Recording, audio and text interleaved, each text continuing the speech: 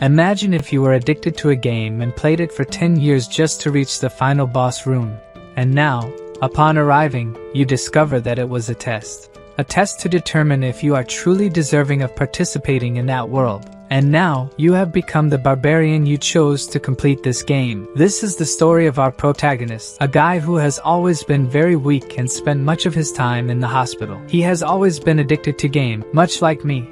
But he was getting frustrated because good games weren't being released as they used to. Finally, he stumbled upon a forum where a new game was being discussed. It was said that, unlike other games, this one forced the player to do 100% of all the work. Dungeon and Stone, an indie RPG with 2D graphics. Initially, the protagonist wasn't thrilled because the game was only available in English, but since it was free, he decided to give it a chance. When choosing a character, there were the classes human, dwarf,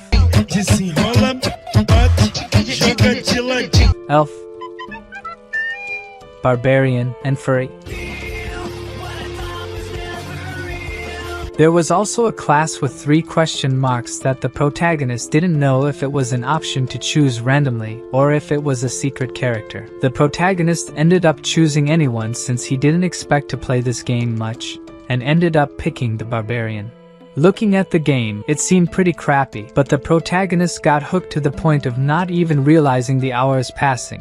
A complete addict. In this game, there are both unique classes and classes that are total garbage. You also have to ally with an NPC, and when you die, you have to start all over again. In the beginning, it was kind of cool, but then he just kept dying and dying, getting frustrated. But he didn't give up. He started playing in the hospital, then became a civil servant, even graduated from college, got a job, and throughout all this time, he always played Dungeon and Stone. Yet, he kept dying. 9 years passed. And now, finally, he reached the final boss room. He made it to the Abyss Gate. Of course, the protagonist was overjoyed with this achievement and celebrated a lot, even asking if anyone else had reached where he had, considering he sacrificed 9 long years of his life for it. Now comes the burning question: enter the boss room, yes or no? And when he selects yes, because obviously he's going to enter, right? The guy spent 9 years grinding, giving his life to the game. Is he really going to say no now? The game warns him that he might not come back, asking if he's sure he wants to enter. Of course, this just adds more intrigue, making it seem like the game is a bit threatening, you know? After selecting yes, the game starts loading, and the protagonist starts thinking about how the boss will be. Finally, the game notifies him that he has reached the abyss, that the tutorial is complete. The protagonist is dumbfounded that the game treats this as a tutorial and starts getting frustrated again because now the game is written in Korean. The protagonist really seems like the class he chose at the beginning, pissed off at everything. He truly looks like a barbarian. After the game does the user check, lights start emanating from his monitor, lights that covered him and made him feel a lot of pain, and he was completely engulfed by the monitor. His consciousness was fading away. Congratulations, young warriors! Today, all of you will leave this sacred place and become true warriors. It was at that moment he realized everything had changed. Torches instead of light bulbs. Wherever he looked, there were handsome, muscular barbarians. Moreover, there was an old man shouting for them to grab weapons that suited them best. Instantly, the protagonist starts questioning if this is the introduction of a game. His body seems fine, but rough hands, hard muscles, and tattoos. This movement, the gamer protagonist had truly become a barbarian, until suddenly, the old man starts speaking again, saying that those who are called should step forward. He begins by calling the third son of Van and Carrick. The young man approaches the old man and ends up choosing a weapon, a double-headed axe. With this, it is announced that he is now a warrior. The next to be called is the second daughter of Feneline, Einar, and so, little by little, they chose their armaments. May the grace of Rafdonia be with you, young warriors! And only then did the protagonist understand that he is truly inside Dungeon and Stone, a barbarian, the class he had chosen, the class he was playing just a moment ago. That's what he has become. While he wonders how this happened, someone says it can't be true. Tarzan, completely scared, says they are in Dungeon and Stone. He just wants to know how they ended up there. This led the protagonist to understand that this guy is different from the other barbarians. It seems he wasn't the only one to enter this game. Who opened their mouth? Was it you? The protagonist, completely shocked, shouted that it wasn't him, even getting angry with the guy who actually yelled. And when the dude looks forward, so it was you. Tarzan quickly started asking if they are in dungeon and stone. Don't say anything more. The old man stepped right in front of him. The son of Kajra Orm has been possessed by the spirit of evil. Erase from your memories what this spirit said. Let's continue with the ceremony. With just that, the protagonist already understood a lot. Information number 1. People like him who entered the game are spirits of evil. Information 2. You'll die if someone finds out. And the third information is that his head could have been rolling on the ground right now. Fourth son of Senek, step forward. All this situation made the protagonist soil his pants, as one by one the others were called. But the question here is, the protagonist doesn't know his own name. As more and more people were called, the protagonist came up with a plan. He must move 2 seconds after someone's name is called, and no one moves until son of Jandel, Bjorn. 1, 2. 2 seconds had passed after the name was announced, until finally the protagonist decided to step forward. And we also discovered that his name is Bjorn, son of Jandel. And we have to agree, right folks? This game is on hard mode. The protagonist steps forward, faces the guy, both glaring at each other angrily. The old man instructs him to choose any weapon he wants. Man, this old guy here is really starting to look like the future villain. There are various weapons for him to choose from, and the chosen weapon. Even the old man looks a bit suspicious when he sees it because it's literally a shield. This is the best option according to the protagonist. Meanwhile, outside, the computer was updating itself, increasing the overall level of the object by +24. The information was sent to the administrator. These are your current statistics. And so, according to the protagonist, when he first picked Barbarian, he chose the Great Sword because it was insane. However, there was a big problem. He kept dying like a piece of crap. Even the monsters were confused, and he just kept dying and dying. So, he tried two-handed axes, maces, hammers, anything he could, but in the end, it was always the same. He entered Berserker mode regardless of the weapon and died again. Then, one day, he was walking through the city when he spotted a shield. The shield is something else. Barbarians are a class with great vitality and strength, excellent for being a tank. In the beginning, it was challenging since he spent time learning skills because of the shield, but later on, the stronger monsters fell before him, and he was literally unharmed. In other words, this was a completely overpowered class. That explains why he chose the shield before. Now that the ceremony is over, the gates have opened, and the barbarians must go straight into the labyrinth. The city where the labyrinth is located is called Lapdonia, and with the leader's order, they headed inside, everyone running desperately together. However, whether they know where they're going is another question, right? Until suddenly, the guy who was leading everyone turns around out of nowhere and says he got lost. Everyone gets pissed, which leads the poor guy to resign from the temporary leader position. So Einar, the second daughter of Fnellen, takes over leadership. If you just look at her face, she seems like a normal waifu, but if you look at her whole body, she looks like a wardrobe. The protagonist just observes the situation until she announces that she got lost too. She looks downcast, and the protagonist starts thinking that it can't stay like this, but he also can't stand out too much. Then he pulls her aside. Where do you think he's going armed at this time of night? It's only then that she understands what the protagonist meant, and she rushes to tell everyone that she now knows the way to the labyrinth. Sometime later, they indeed found the entrance to the labyrinth, but the protagonist began to wonder if it's the right decision to enter now. He was seriously thinking about leaving the barbarian group. He had been sick his whole life in the other world and never picked fights, so can he really go in and kill monsters in there? Well, at the very least, he has to pay the game taxes since Dungeon and Stone has that system. In fact, after the age of 20, those who don't pay the taxes are literally killed. One way to earn money is by entering the labyrinths and fighting monsters. Another way is to have a humble job, working in bars, markets, etc. However, there's a small problem. He is a barbarian, and barbarians have a reputation for being wild and destructive. This is due to a game setting, but in return, they receive weapons right from the start of the game. The problem here is that the labyrinth opens only once a month, and now, literally, there are only 10 minutes left before it closes. He's kind of trapped until this time. Then, it's she who pulls him, telling him that they have to enter now as the portal is getting smaller. He just tells her to go ahead and he'll catch up. But before going, she thanks him. He says it's not necessary, but she says she wants to know how she can become as wise as him since she has never seen an intelligent barbarian like him and wants to be like him. Well, she pretty much has to be born again into another race, right? But as he doesn't want to be mean to her, he tells her to think and act normally. She happily thanks him, saying that if he comes back alive from the labyrinth, she will reward him. And hey, folks, could it be what I and you are thinking? Is there going to be some barbarian similarity between them. However, what stuck in the protagonist's mind was coming back alive. Barbarians in this game are not afraid of death. They don't care about it. So, the protagonist asks if she's also afraid of dying. She thinks for a moment and asks if that isn't obvious. Of course, she's afraid, but they are natural warriors. If you don't know how to fight, bad luck. This kind of made him understand that he will have to go into the labyrinth. So that's it. They'll see each other inside the labyrinth or not. But being a barbarian, he learns to overcome fear. And now he's heading inside, right folks? You entered the first floor, Crystal Cove. Oh, and I'll let you know, the protagonist is not a crybaby, okay? He's a man of few words. Now inside the dungeon, he literally can't see anything. And when we talk about dungeon and stone, the protagonist is a veteran. That means he knows there should be crystals on the walls that illuminate at least some part of the past. So he realized he ended up being sent straight to the dungeon of darkness. And this was something that had never happened to him in his 9 years of playing the game. So the guy starts to walk and feeling the walls. Slowly he moves, leaning on them. And just when he thinks he's going too slow,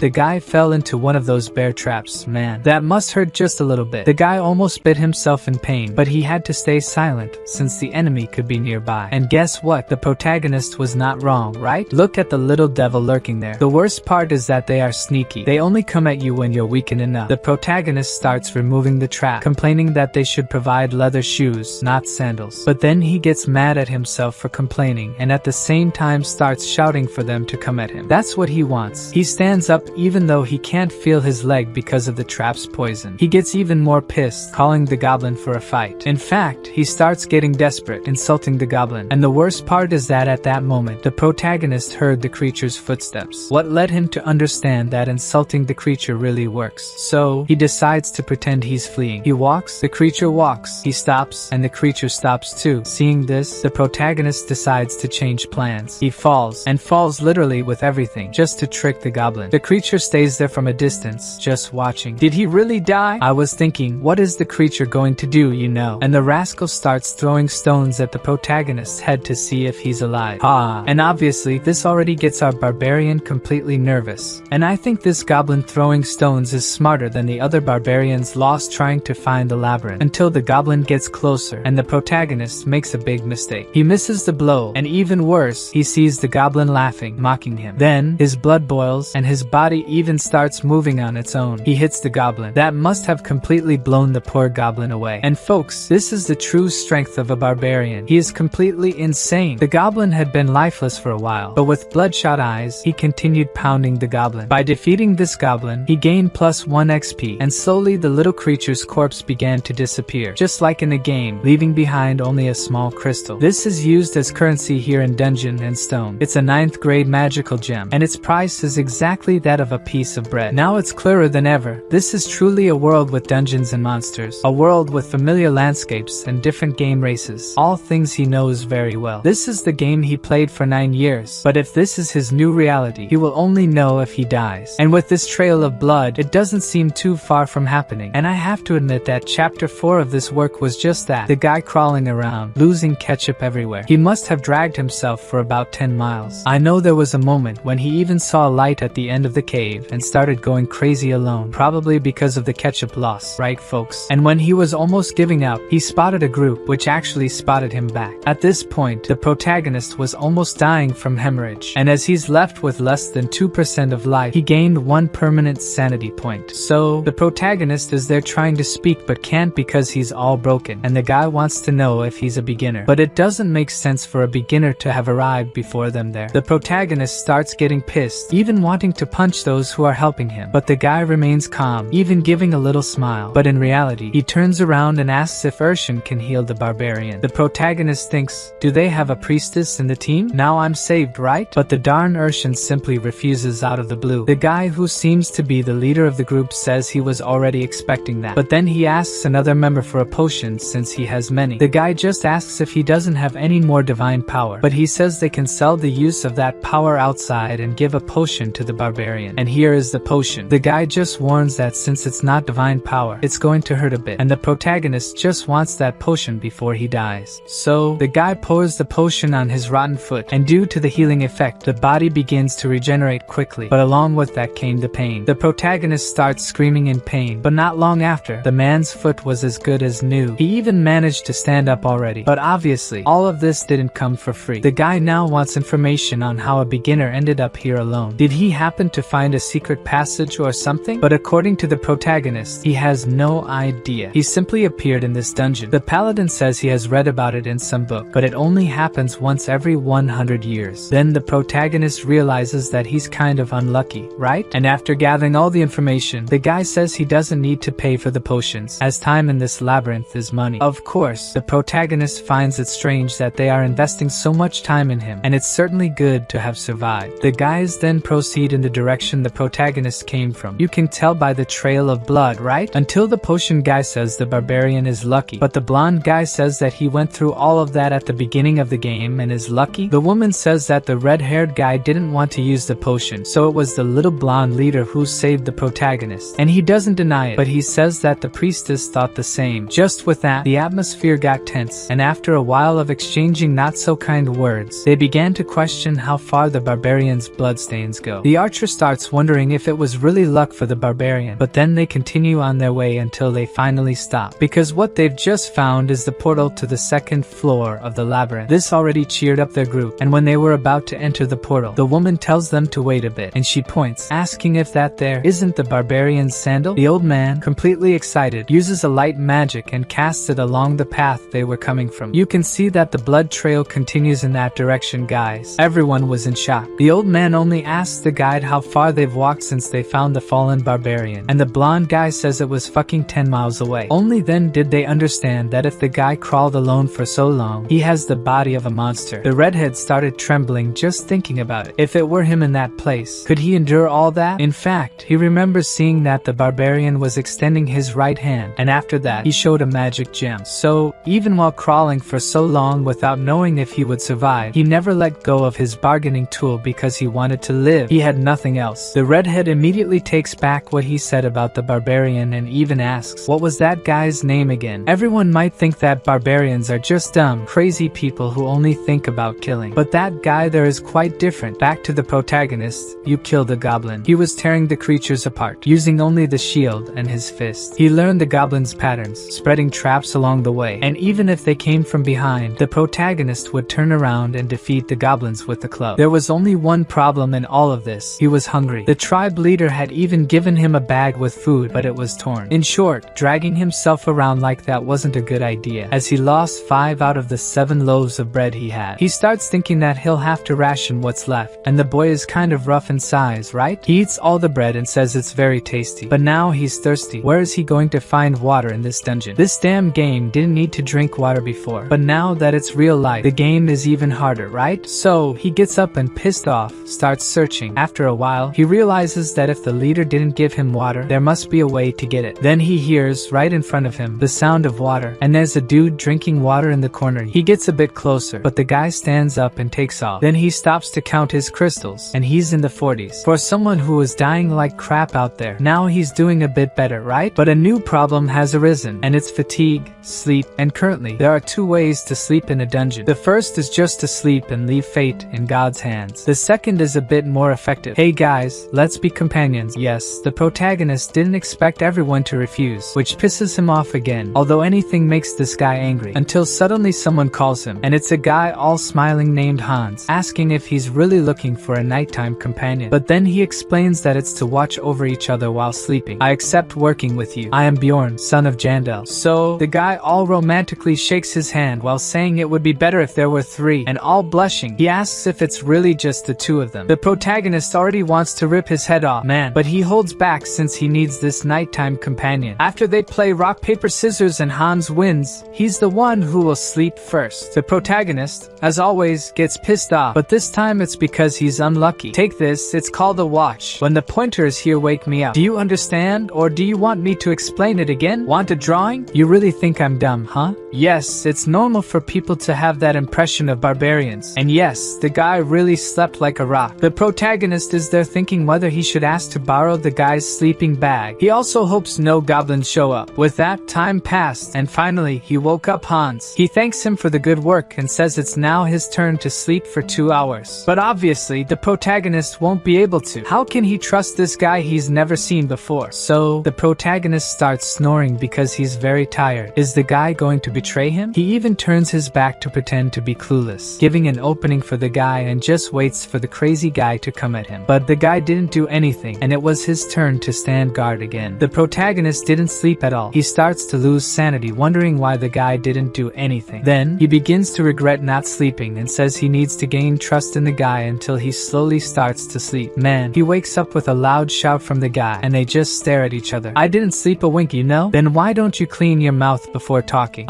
Sorry man. The protagonist lets him know he can sleep more if he wants, and he'll continue to watch. But the guy, all happy, says there's no need. He can sleep, and he'll take care of it. The protagonist thanks him. Hans keeps that sly smile the whole time. The protagonist realizes it. The guy has a good image. He offers help, didn't blame him when he slept, and even refused to switch shifts when he made a mistake. In Dungeons and Stones, the game he knows, kind guys like this literally don't exist. He opens his eyes with the guy asking if he's awake, and with a giant hammer in hand, he asks if the protagonist doesn't want to sleep a little more. Man, if the protagonist hadn't dodged, he would have been smashed on the spot. He even jumped away, and the guy couldn't believe he dodged that. I think he triggered the rage of a guy who's already not quite right in the head. Someone might die in this mess. The protagonist goes at him with total hatred, and the guy asks him to wait. Then, he hits the guy with a shield, cracking his head. He kept asking to stop, that he could explain, but in the protagonist's mind, unlike the goblins, this guy didn't go down with just one hit, so just hit him again. The guy goes flying meters away, and starts crawling just like the protagonist did at the beginning of the story. But I tell you, this time the protagonist is kind of insane. The guy keeps apologizing, and the protagonist just wants to know why he did it. The guy said he was going to knock him out to steal the magic stones. Then he starts talking about taking the shield too, and the equipment because it would fetch a good amount of money. Is that all? Yes, now let me go. I don't think that's going to happen, man. This is the last chance the protagonist is giving him to tell the truth, and the guy, scared out of his mind, says he wanted the heart. The barbarian is confused and doesn't quite understand, but the guy says that a barbarian's heart is worth a lot of money. It seems like they're being used as raw material for magical items. So, resuming, the protagonist was like a goblin to this guy. If he could hunt him, it would be worth it. But Bjorn wants to know why he only acted now and not when he was sleeping, and the reason is that he also needed to sleep. Now that I've said everything, are you going to let me go? The protagonist knows that more people like this guy will appear, so will he always let them go? The guy starts saying he's not like the others, but the protagonist just raises the shield, and this is the first one to die at his hands. It's only been 1 day since he entered this new world, and he has already killed someone. Achievement unlocked for committing your first murder +1 permanent mindset. And with that, the character equipped shoulder pads, and the item level increased by +13. Then, he equipped a backpack, expanding the inventory space, and equipped the hammer, increasing the item level by +30. He also put on boots. In summary, he equipped everything that belonged to our buddy Hans. I told you that guy was a true buddy. He gave our barbarian a bunch of cool items. Let's thank him, right? Thank you, Hans. You're a real friend. Thanks to him, the protagonist stepped out of primitive life. Now, he has water, medicine, and even a watch to tell the time. And here is the current status of our barbarian. Now he simply goes around destroying the goblins. This big hammer here was very useful. Around day 2, the goblins started appearing in groups. Nothing he couldn't handle. But there was a single problem here, and it wasn't the goblins. He killed them all very easily. The problem again was sleep. He would even lean against the wall to relax a bit. But at that moment, goblins always showed up thinking he was asleep. This already made him furious, saying he didn't rest for even 10 minutes. And then he crushed them all. After cleaning up, he says he's going to take a nap, but out of nowhere, a system message appears, saying he was attacked by a goblin while sleeping. There was literally a chubby one stabbing his chest. Man, he gets startled and slaps the chubby one away. The other goblin, seeing his friend zooming past him at about 80 kilometers per hour and noticing that the protagonist was kind of mad about the stabbing, ran away. Only a fool would stay. Now, dealing with the stab wound is the problem. The protagonist thought he would wake up before being stabbed. But now he has to take care of the wound, and the barbarian says the potion hurts more than the stab. That doesn't even make sense. 14 hours after killing Hans, he thinks about finding another nighttime companion like Hans used to say, now that he knows the value of his heart. And unlike the other day, everyone wants him on their team. Maybe because he's cleaner now, I don't know, but everyone who passed by invited him. However, today he's the one refusing, saying he would only join his own race, the barbarians. He no longer considers himself human. After a while of walking through the dungeon, he spots an elf sitting in a corner. She looks at him and gets scared, of course. According to the system, the protagonist has found an injured elf. The first thing he does is ask if she's hurt, which makes her even more alert. After taking a closer look, he realizes she has an arrow in her abdomen, and it wasn't done by goblins. Automatically, he asks if she was injured by humans while approaching. The girl just kneels and starts begging for forgiveness. The barbarian becomes completely confused by this, and she asks that just this once,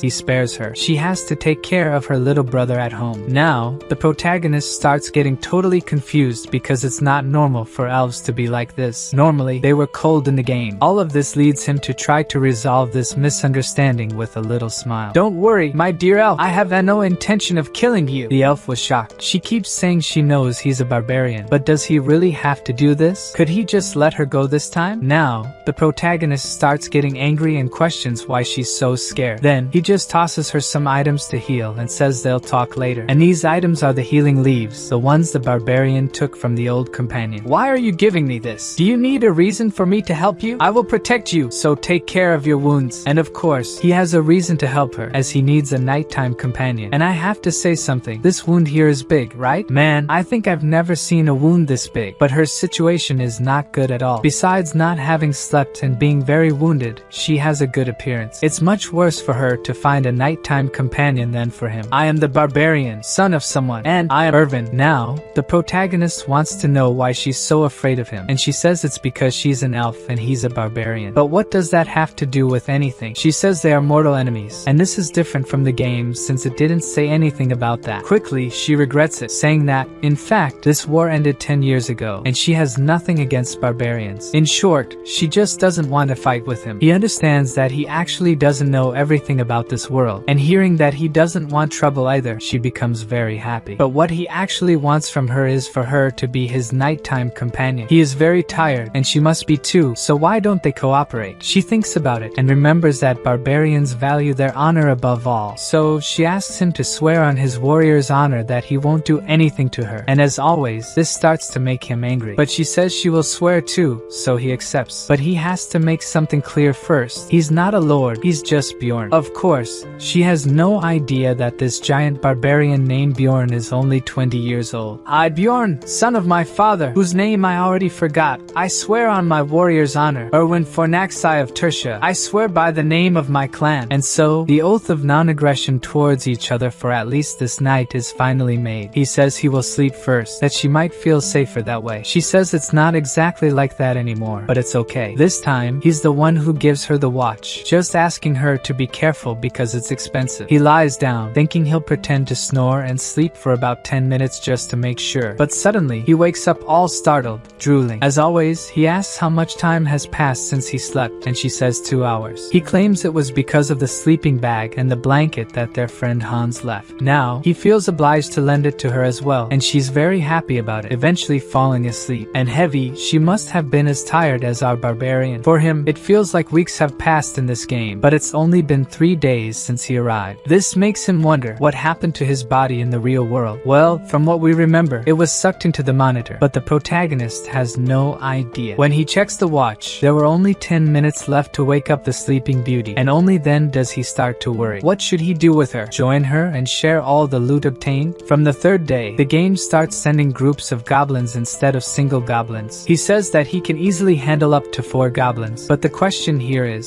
safety to sleep or more magic stones? The problem continues to be sleep. Then, out of nowhere, he spots 2 humans coming in his direction. They are already whispering if that isn't the elf they were looking for, and the other says yes, it is her. The blonde comes up to him and asks about his relationship with the elf. He's a bit grumpy but still friendly, saying they are nighttime companions. However, when the blonde asks when he goes away and leave her alone, he gets completely furious and says he won't even answer. This makes the guys tremble, but he says he understands and tells them to leave. Did he understand understand that he was going to be sliced? The barbarian understands that she is being sought, and now it's time to wake her up. But she's all sly, asks him to wait 5 more minutes while pulling the blanket. You know who got nervous? He calls her again, and she just complains. This makes him understand that she was pretending to be asleep. Earlier, the blanket was loose, and now she's holding it. Suddenly, she feels a pull. The protagonist just pulled her and sat her down like a child. This guy is truly a barbarian. He wants to know right away why she was pretending to be asleep, and she, all sad, says that if she got up, he would abandon her and leave. In the protagonist's mind, this is strange. It's strange that she's worried about this. So, he thinks that when she opens her eyes, their deal will be over. However, before that, he asks what she has to do with those two, and she asserts that absolutely nothing. It doesn't make sense for them to recognize her like that, and she assumes they are from the same clan as the man who tried to hurt her. At least the symbol on their clothes was from the clan called Crystal Union. Right away, he understands that it's dangerous to get involved with her since an entire clan is pursuing her. But looking at her, and knowing that she is only 20 years old, just like him, he tells her to follow him so they can talk while they walk. Go for it, protagonist. I want the beautiful elf on the team. She asks if he will help her, but he says he wants to hear the whole story first, which excites the elf. Now he listens to her story. She encountered the man on the first day inside the labyrinth, and they became nighttime companions. However, she felt something strange and ended up opening her eyes. What she saw was the man coming at her.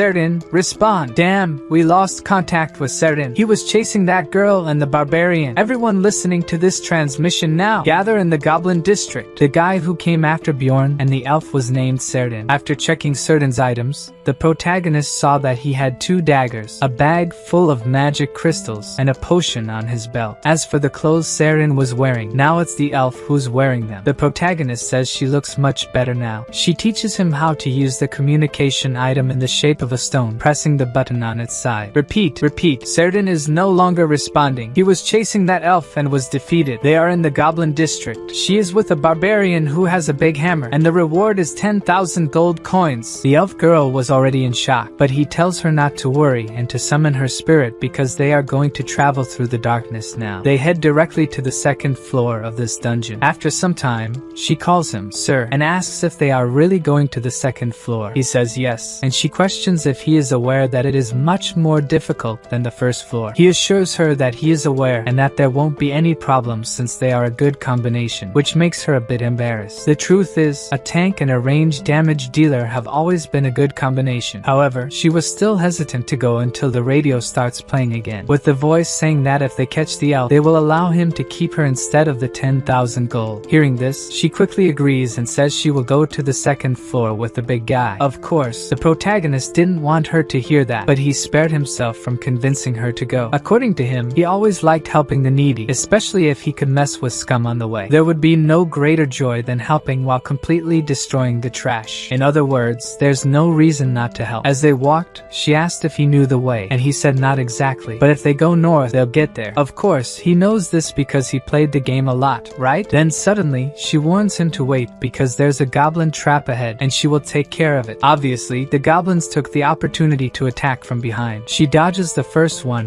and shoots with her bow, hitting one of the goblins right in the head. The other came charging, but she was already behind him at full speed and he went down too. This woman is impressive, folks. All cheerful, she asks how she did for the big guy, and he praises her very well, saying she is even better than he expected. Then she gives him the magic crystals, saying that as promised, he gets 9 and she gets 1, right? All cheerful, she happily mentions that if they keep progressing like this, she'll also be able to earn some and give a present to her younger brother. The protagonist, somewhat puzzled, agrees and tells her to work hard. Suddenly, the radio starts speaking again, announcing that they've increased the reward to 20,000 gold coins, dead or alive. However, as always, the protagonist reassures her, saying they won't be pursued in the darkness. Yet another issue arises. Ghouls this time, not exactly that, but more like undead. She asks if she should fight them, but he says they'll fight together this time. In Dungeon and Stone, you get more rewards the first time you defeat a monster of the same species. In other words, the more species of monsters you kill, the more you level up. This is a real opportunity for them. The protagonist goes ahead and smashes them, and those coming from behind are easily taken down by arrows. With a trustworthy companion on the team, this becomes child's play, and they defeat the ghouls, continuing north until they eventually reach the 3rd day. On the way, they spot something, find blood, and according to her, it's not from goblins. Whose blood could it be, folks? Who almost lost a foot here and even left a sandal behind? Here is where our barbarian appeared in the first place he stepped into the labyrinth, and just behind that place was the portal to the 2nd floor. Remembering that he almost died because of it, he gets angry, slamming his hammer on the ground and cursing a lot. Owen gets scared and starts apologizing, thinking it's because of something she did. He's upset, as usual, due to the bad luck he has. If he had just appeared and gone to the other side, he would already be on the 2nd floor. Meanwhile, the elf girl is crying, thinking it's her fault. He tells her not to worry, as it's not her fault, and only then does she understand the situation, expressing sympathy for what he must have been through. The surprise for him is that she really understood what happened here. However, she says she's sure they went to heaven, his friends, meaning she didn't understand anything. But okay, life goes on. So finally, the time has come to enter the portal to the 2nd floor. You have arrived at the 2nd floor, the Goblin Forest. They fall from the sky and crash onto the ground, and now they are in the northern area of the Goblin Forest. It seems there's no living being within a 50-meter radius, and it's well lit thanks to the stars. Erwin questions why she has never heard of a forest on the 2nd floor, and the protagonist explains that there are 4 portals on the 1st floor. One leads to the Goblin Forest in the north, another to the Beast beast's lair in the east, another to the land of the dead in the west, and finally, the southern portal leads to the dark Rocky Mountain. Of all the places, this one they landed in was the least bad. The protagonist asks if she knows how to get back to the city afterward, how to exit the dungeon. She says that after a certain amount of time, everyone will be automatically pulled out of the dungeon directly to the city. To be precise, on the first floor, it's after 168 hours, and on the second floor, it's 240 hours. After that time, they will be pulled to the city. The protagonist decides that when it's close to the 168 hours on the first floor, they will go back there and teleport, so that the clan chasing her won't see them anymore. For now, let's explore the region near the portal. The elf girl goes ahead, leading the way and pointing out traps. The protagonist says he doesn't see anything there except leaves and stones, but then she throws a stone, and there it is. The elf asks if it was good, and the barbarian just says she did her job. After a while of scouting, they realize that even with many traps, there are no goblins nearby. They continue their exploration. The issue with the second floor is that goblins here tend to move in groups of 12, and there are also mutant goblins that are warriors and archers. So, the protagonist plans to clear the traps and expand the exploration area, always staying close to the portal, since they can run into it if something happens. Slowly, they keep doing this until she senses a presence again, this time a group of goblins. It seems there are more than 10, and they are at least 50 meters away. The protagonist asks how close they can get without being seen, and she, without the big hammer, can get up to about 30 meters alone. And it makes sense, right? Imagine Bjorn trying to hide in the middle of the bushes, you know? The man looks like a truck, whereas the elf girl can walk quietly without making noise. Finally, she spots the group of goblins and signals to the protagonist that she has seen them. After loading an arrow, she shoots with all her might. This time, the protagonist couldn't even see if she hit or not, so he rushes past her, telling her to stay behind him. He gets right in front of the green ones and starts to think that he's not getting intimidated even with this number of enemies. On the contrary, folks, he feels like his body wants to act on its own. The warrior's heart he possesses is going crazy for the battle. Then he delivers a big hammer hit to a goblin, and the creature almost took off like it was heading to Mars, reaching Elon Musk before the protagonist knew it. All I know is that the protagonist is going crazy, shielding, hammering, but suddenly he feels the danger. A goblin almost sliced his face. If he had taken just one more second, he would be without a head. Of course, the goblins don't give Bjorn time to breathe. If he were alone, he would certainly come out at least injured from here, but that's if he were alone. Our favorite elf is only in long-distance support, thanks to which the protagonist is free to play on the battlefield. You defeated Goblin Warrior +1 experience. Our protagonist earned 11 magic crystals after defeating the first group of goblins. Considering that it took him the whole day on the first floor to earn 44 of them, this was really good. The protagonist ends up giving her 2 crystals instead of 1, since he will keep the Goblin Warrior's crystal, which is worth more. They continued exploring, and as they started exploring in a radius larger than 3 kilometers, groups of goblins began to appear every 5 minutes, including now having archers with stealth abilities. Now things are going to get crazy, folks. The goblins started coming at them with everything, and of course, they were all hammered. The protagonist was hitting everyone, but he was already in the sights of the goblin archer. Did the protagonist let his guard down? The arrow was almost hitting him, but he dodged it at the last moment. Of course, he was attentive to it, and now he even knows the location of the archer. You defeated a Goblin Archer +1 experience. After approximately 15 hours of wandering around, they decide to take a break. The protagonist says she can sleep first this time. Of course, she already asked to borrow the sleeping bag and blanket, so after putting away their weapons, she falls asleep, probably feeling safer with the protagonist now. For having hunted for more than 15 hours, they have earned many rewards so far. They also encountered other groups as they expanded the exploration area. Groups always with more than 3 people, and some even with species from another world. Of course, they just pass by each other, but the protagonist doesn't really like seeing other people. The explorers are scarier than the dungeon monsters themselves, especially now that he has a reason to be concerned. Now, on the 4th day inside the dungeon, they were battling again, resting on the 5th day, and on the 6th day, they encountered other people. Finally, the 7th day arrived, the day to leave this labyrinth, as there were 2 hours and 47 minutes left until the first floor closed. The protagonist's order is to start heading back to the portal so they won't be late. The elf warns that there are new traps on the way, probably because the goblins are respawning. She also mentions another goblin group 70 meters away. The protagonist immediately decides they will fight again, and there were 8 normal goblins, 2 archers, and 2 warriors, totaling 12 goblins. The protagonist is like a bulldozer running over the goblins. He kills the goblin warriors while telling Erwin to go after the archers. It seems he's hitting harder than before, according to him, due to the countless battles they've had so far. This also applies to Erwin. Now she knows when and where to shoot, as if she's accustomed to the scenario. She had mentioned 2 archers, but no arrows came her way so far. Of course, he compliments her, but he also wants to know if she took care of the 2 archers or not, so he doesn't have to worry about the arrows. She doesn't say anything because she wasn't sure if she killed the second one, and this is good because doubtful information can be even more dangerous. This leads him to feel proud of her. Suddenly, she notices something different about that goblin archer, and what they are seeing is nothing less than a goblin archer essence. The protagonist knows that this is extremely rare, as he researched about it before. He saw in forums that essences are part of the skill system in this game. Essences provide both a passive and an active skill with variable attributes. However, there is a limit to how many you can absorb, so you have to choose the right ones for a good future in the game. The drop rate for this is close to 0%. This already upsets the protagonist because he would never be so lucky to drop something like this for him. The elf asks if a person turns into a goblin after absorbing the essence, but he says no, they just gain some of the goblin's abilities. He gives the example of the guy who followed them on the first floor. He had consumed the essence of a wolf monster and could track them by scent. The protagonist lets the elf keep the essence because he already knows which essence he wants, so he can't just pick any, as it will cause trouble later. The protagonist says it's okay, but she has to promise something to him to keep it. This was something he was going to say on the first floor. Before he finishes speaking, a group of people arrives, telling them not to move. The guy immediately starts talking nonsense, asking what they are doing. The elf was already starting to explain that they were hunting, but our 5-meter-tall Bjorn warns her that she doesn't need to answer them. He grabs her by the shoulders and literally throws her into the essence, causing her to merge with it. The guy who was watching this started to get desperate and angry at the same time, shouting that the essence was theirs. After the elf returns to him, he challenges them to come forward if they want to fight, asking if they can hear him. He's ready to smash them with his hammer. After that, they ran full speed toward the portal, and of course, they are not running away from the guys. The protagonist literally made the guys run. The problem is that, according to the protagonist's analysis, they also intend to go through the portal and return to the city just like them. So, they will end up bumping into each other again, and it's better to avoid that, right? The elf warns that there is a group of goblins 50 meters away, where the Bjorn says to avoid them this time. Still, it seems it won't work since they have already detected them. He decides in last minute that they should go in the opposite direction, and she confirms this while an arrow was coming straight towards her face. Luckily, at the last second, Bjorn pulled her back with all his might, and it seems that this arrow is not from a goblin archer. Probably it's the guys from before, says Bjorn. According to the protagonist, the guys called the goblins, and they must be waiting on the other side. So, he tells her to use her powers because they will have to fight. She is a bit confused, but he says that all these essences have their special abilities, and the one she absorbed earlier was the essence of a goblin archer. This literally boosts all her status statistics, and adds a passive and active ability. The passive one is the poisoned arrow when using bows, which literally causes poison damage. The active ability is the thief steps that put the user in stealth mode. And of course, this impresses the protagonist. She can activate it, and even do so without even needing to say anything, just with her will. He only gives her the bag to carry because he will deal with the goblins alone while she takes care of the human archer behind them. Of course, she doesn't accept it much, but he says they don't have time and tells her to hide until he signals her to shoot the human archer. The protagonist starts running towards the goblins and begins to beat them, fighting several at the same time, defending and attacking at an insane speed, until finally, the archer started attacking again, and these seconds of carelessness were enough for a goblin to hit the protagonist from behind. He immediately turns and smashes this goblin with a blow, and now it's complicated for him to deal with the ones in front, and still without support from the elf. With that, that, the injuries accumulated, and the fatigue also came, until he felt that 2 arrows were coming at the same time towards him. One is from the goblin archer, and the other is from the guy with the crossbow. He realized that it would be impossible to block both, so at the last moment, he decided to block the crossbow arrow in a very stylish way, I would say. This led him to be hit by the goblin's arrow right in the elbow. At that moment, he felt it was poisoned and started to lose movement in his arm, so he kind of had to choose between the shield or the hammer. And removing the arrow, he decided to stick with the shield for sure, as with the shield, he can still defend and attack while protecting himself from those humans. As always, he gets completely furious along the way, and the goblins even start running away from him in fear. He knows he doesn't need to go after them now, especially since he has another matter to deal with. The guys are already saying they're impressed that he dealt with the goblins alone, and of course, the protagonist always knew it was them. When the guys insult the elf, he goes crazy, challenging them to come at him, impressing them as he still has energy even after facing all the goblins alone. But even so, he tries to blackmail, saying that since the barbarian is injured, he'll let him go if he tells him where the elf is. This makes our Bjorn smile, and this makes the guys call him sick for laughing in such a situation. Then their leader orders them not to lower their guard and to think they're hunting a giant monster. However, now he has a useless arm, so it's time for him to give the signal, and the signal is something even people from this world will understand. He immediately goes after the leader of the guys out of nowhere, delivering a violent thrust with the shield against the guy's sword, which quickly made the guy call his buddy. The old samurai came slicing with great force, making the shield move aside, but the protagonist goes all out again. The problem is that now he's surrounded, and just as he was about to start wondering if Erwin lost to the crossbow guy, an arrow started coming with force, but no one there knew whose it was. All they knew was that it was coming straight at him with the leader, and since the tank of the guys defended it, this arrow must be from the elf. The tank quickly starts yelling for them to attack the barbarian, as he will take care of the arrows, and the guy was indeed defending, while the other two were attacking the protagonist from both sides. The leader hit the shield from the front, while the samurai came from the back. Quickly, the protagonist made the decision to offer his useless arm in exchange for landing a beautiful blow to the head of the leader of the guys. And what a blow it was, my friends. Even the toothless one there started complaining that he's a monster. Bjorn quickly looks back and manages to dodge the samurai's next attack. He creates some distance until something surprises the old samurai, an arrow that the tank ended up defending. However, this time, it's a fire arrow since it has the spirit of fire, which forces the tank to throw away the shield, and in the next scene, he already took an arrow to the shoulder. Now, the shield has a dent, and there's another injured by the arrow. The leader understands that if he stays there, the situation will get ugly for him, so he runs away, saying he will take care of the elf. The samurai starts attacking harder, telling the protagonist to give up. Our Bjorn gains some momentum and, using the shield to block the view, when he's very close, he lays the shield down to extend the reach and hit the samurai, but the rascal managed to dodge. However, he ended up hitting the tank behind him. The guy went flying, spitting blood. The old man gets angry and comes back slicing again, but the protagonist is calm. He just doesn't understand why this strong samurai is in a group like this, so they start exchanging blows again, but this time it's a fair 1v1, folks. The protagonist throws the shield at the old man's head, grabs him by the collar, pulls him close, and he gives the old man a little bite on the neck, completely lost in anger. That's how Bjorn stood tall, and the other two had already gone to heaven. This was a true barbarity, we have to admit. Suddenly, we see Erwin running towards the protagonist, calling him sir. She asks if he's okay and quickly tells him to take a potion, all concerned for the protagonist. After taking the potion, the protagonist says his insides are bubbling. He feels every vein in his body, and his skin is burning and itching. After a while, we see her encouraging him, saying he can do it, but he just wants to know what time it is now. She says it's 11:20, 10 minutes since he took the potion, which reminds him that there are 40 minutes left until the first floor closes. So, he quickly orders her to take off her clothes, making her completely shy. She was already undressing, thinking he must have some reason for it, but the protagonist says he wasn't telling her to undress herself but to remove the clothes from the bodies of the guys who died. After that, the protagonist tells her to forget about the clothes and just grab the items they are after. She quickly grabs the crossbow from the guy. At that moment, there were 26 minutes left for the portal to close. They ran as fast as they could, and with only 8 minutes remaining, they finally saw the portal. With just 50 seconds left, they entered it as fast as they could. Of course, the protagonist ended up falling headfirst on the other side, while she landed gracefully. While he was annoyed for falling headfirst, she was excited, saying that it was all very fun, and she thanks him for the good job. He reciprocates, and she mentions that now he can talk about the condition of the essence place he mentioned earlier. Still, there's not much time to discuss it now, so they'll talk about it when they get out. With only 8 seconds left, he was trying to remember the name of the tavern, and with 4 seconds left, his head was almost exploding from thinking. In the last second, he says it's the Black Whale. He'll meet her there on the other side. And so, the labyrinth was closed, folks. The character was sent to Rafdonia, the starting city. Finally, the protagonist is back, and it can be seen that others returned as well. He just didn't expect there to be so many. No matter how much time passes in the labyrinth, when you leave, it will always be noon of the next day, and you have to adjust the clock. Suddenly, a gigantic guy starts calling for him. The protagonist remembers that this guy is Vanon's son, Carrick, and they greet each other. After that, Serum, Senik's son, arrives, and it was only a matter of time before many barbarians appeared. This makes the protagonist have a reaction similar to mine. Where did so many barbarians come from? Suddenly, the guys start going to the store to count the crystals, betting on who has more. Of course, they invite Bjorn to join the bet. The woman doing the counting said there were 41,498 crystals there, which impresses everyone. Then it's the protagonist's turn. The woman quickly starts counting, which impresses Bjorn, and when she reveals the result, it's an astonishing 182,413 crystals. Folks, making it 9-1 with the elf was easy. This causes all the barbarians to start praising him since he broke the record for the store's crystals, especially after seeing that, in addition to the crystals, he had shoes, a bag, and even a weapon. Quickly, everyone starts shouting his name, making him happy, even yelling that he is the best warrior of all. Then they started tossing him in the air while shouting his name. Bjorn, Bjorn, Bjorn! With that, time passed, and the protagonist began to mingle with the other barbarians, until he sees someone familiar from afar, our favorite elf. She's there all happy, talking with a group of elves, which makes the protagonist jealous as he is surrounded by muscular guys. When she looks at him, she gives a little wave. He tries to say quietly to meet at night, and she confirms it. But out of nowhere, the other elf who was with her asks if Erwin knows that barbarian, and she quickly says no. On the muscular side, the barbarian also claimed not to know her. The guy got angry, saying that there's no way the greatest warrior of all time would be on good terms with those cowardly pointy-eared ones. This upset the other elf. The protagonist understood that this wasn't going well. A war between the muscular and the beautiful pointy-eared ones was about to start right in front of him. After a while, when the dust settled and he was walking through the city, he started seeing families reuniting everywhere, whether brothers or sons, but there were also those who didn't return, and similarly, it was happening everywhere. It's different to see this in person than in the 2D game, but now it's time to celebrate. The muscular ones were downing mugs and mugs of beer. Even the women were doing it. Some guys were even downing 2 mugs at once, which made the protagonist rethink why he was with them. He just wanted to see if there was something he needed to learn from the barbarians, but they were just downing one mug after another without thinking about anything. So he stands up,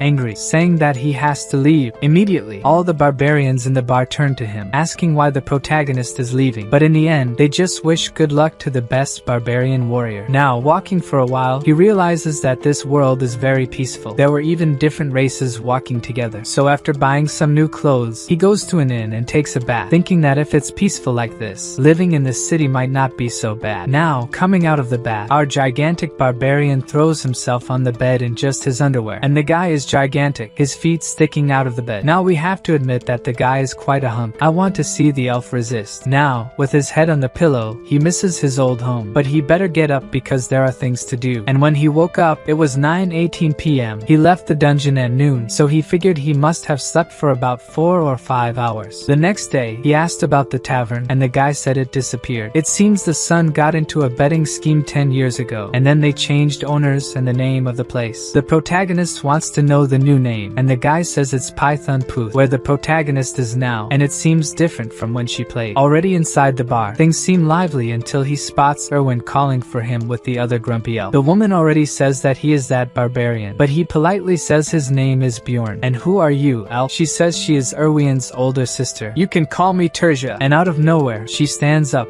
saying that she has a question to ask him. Why did he ask to see a little girl so late in a tavern like this? Also, he called her last night and didn't show up. This makes her call him shameless. He's completely confused, asking how so, about last night? Are you going to play dumb now, you cheater? He quickly asks Erwin how long it's been since they left the dungeon, and she says about 30 hours. And only then does the protagonist understand that he didn't sleep for 4 or 5 hours as he thought, but rather slept for 30 hours straight. The guy is no longer the protagonist. He's a sleeping bag. He laid down and went into a coma. In his mind, it makes sense to feel so light after sleeping sleeping for an entire day. But Erwin is calm and cute, just observing the situation. Of course, he apologizes for his mistake and informs them that he slept until now, which leaves Tertia completely stunned since she has never seen a barbarian apologizing before. Then she says that she didn't expect much from him, but wants to know what he wants with Erwin in this place. And he simply says that he's not obliged to tell her anything. She gets completely furious with him, and they start arguing like crazy in front of everyone until suddenly she puts a bag with 350,000 crystals on the table, saying that's the amount Erwin earned from the essences. Then she stands there, looking, asking why he's not taking the money. She even speculates that he has another motive, as she had thought. The protagonist just asks if our little elf agrees with her sister. The deal he was going to propose was for her to help him until he reached the amount he wanted, which surprises her, asking if that's all he wanted. He even says he would split it 50-50 with her this time, which makes her completely happy, but suddenly loses the excitement and immediately apologizes because from now on, she has to form a group with her sister. Then the sister starts saying that she would never let her go alone. It was only the first time because it was part of the ritual and everything, always the same excuse. Of course, this leaves the protagonist infuriated as usual, but she just pushes the bag and tells him to take the crystals if he understands. But the protagonist says that these 350,000 crystals are probably a half share according to the current price, right? And she says yes. But the protagonist says that if that's the case, 280,000 crystals are missing since the promised split was 90-10. She chuckles and says she almost forgot and literally grabs 280,000 crystals and puts them on the table. She really tried to deceive him. Now he understands why barbarians and elves hate each other, so he says that if she's done, she could leave. He needs to talk to Erwin. This leaves the sister somewhat confused, but suddenly, our elf pulls her sister by the arm, thanking her for coming and asking if she could leave since she needs to thank and say goodbye to the barbarian. The sister is impressed. It seems Erwin is growing up. Then she points to our warrior and tells him to swear, and it's to swear that he won't sleep with Erwin. If he swears, she will leave. Our elf, hearing this, blushes completely, while the protagonist wonders if he can't just sleep with her. Are the other options allowed? She keeps pointing her finger and telling him to swear, and he says he swears. I swear on my honor as a warrior! And so she was leaving the scene when she remembered something. Remembered to thank him for saving Erwin, and even called him by name. Our little elf fell with shyness, but the protagonist remained bold. When she gets up, she asks if she was too rude to her own sister. He tells her not to worry, everything will be fine. Then she thanks him for his earlier offer, but she had already decided to work with her sister a long time ago and apologizes. He just says it's okay. Then she quickly pulls out a bag with 63,000 crystals,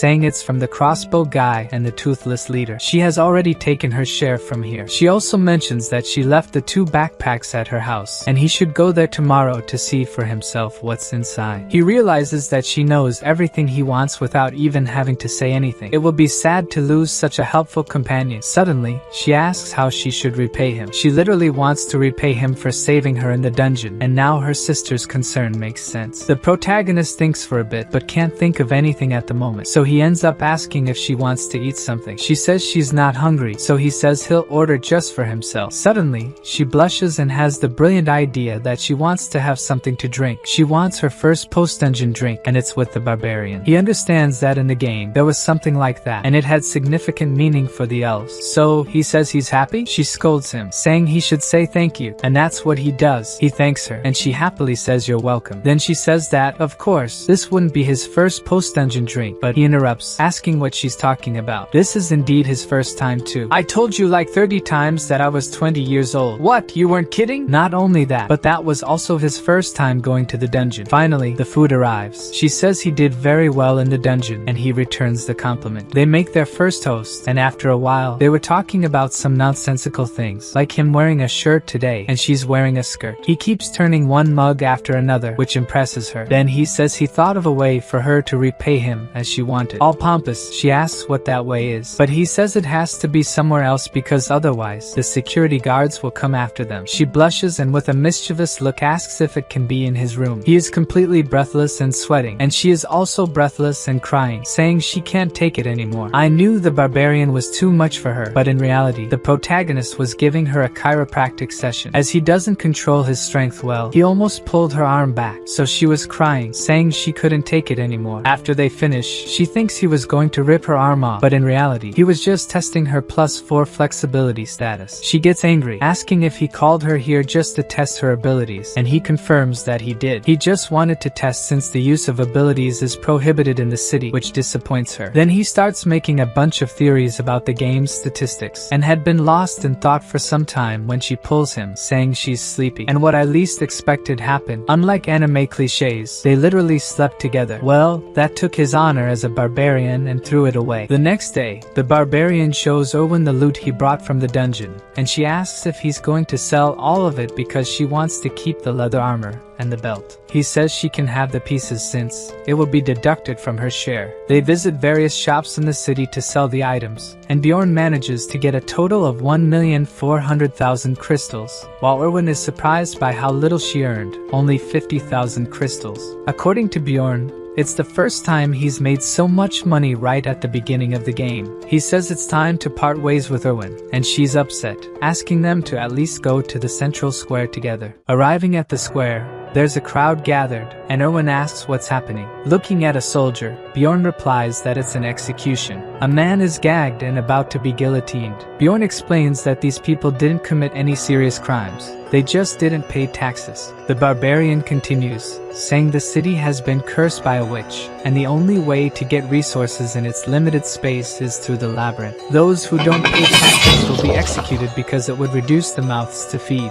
People start running toward the guillotine, holding bread, which they dip into the executed man's blood and start eating. Owen is disgusted by the scene, and the barbarian explains that, according to legend, drinking the blood of an executed person will bring money. The barbarian asks Owen how much the tax is for the first year, and it's almost the same as in the game, so he asks about the second year onwards. According to her, the tax increases in the second year, and there are also fees on trades. According to Bjorn, the fees increase with each year of work, which is why he has to get stronger during that time. He thinks that if he can't return to his world and doesn't get stronger, he might end up at the guillotine too. If he doesn't want to go through that, he needs to reach at least the 6th floor of the labyrinth. The barbarian goes to a library and thinks that, in the game, it was still being built. People stare as he passes, and looking at a table ahead is Einar, sleeping with her face in a book. Bjorn tries to wake the girl, who's even drooling. She looks sleepily at the barbarian, but as soon as she wakes up,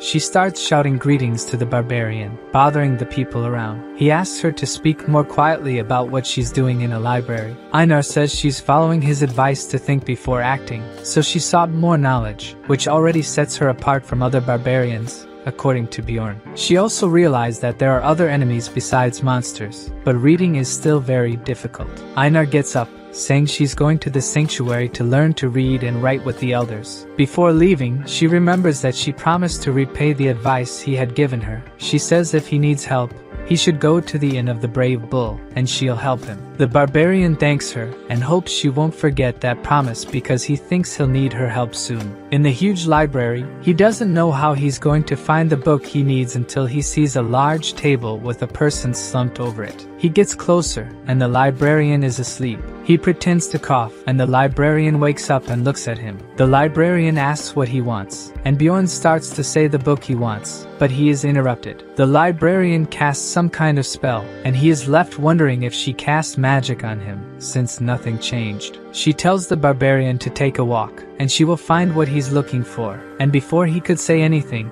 she falls asleep again. Walking through the library, he understands how her magic works. The books related to what he was thinking shine on the shelves, and Bjorn picks one to start with. According to the book, due to the witch's curse, no one could live in those lands, and Rafdonia, the last fortress, prevented a disaster from happening. So, the royal family created a pathway to another dimension, preventing people from starving, and this pathway is the labyrinth. Bjorn thinks this story is very similar to the beginning of the game. The second book he picks talks about magical crystals that can be transformed into bread and water, among other things. The third book will talk about the wars between elves and barbarians, and the fourth one is what really matters. The topic of the book is demonic spirits that came from another dimension and possessed the body of a person. It seems there's no reason for this to happen, but the royal family and time have been trying to prevent it. Bjorn thinks that as long as he doesn't say anything strange, he'll be fine, which would already classify him as one of those spirits. In the fifth book, which discusses the death of the mortal king,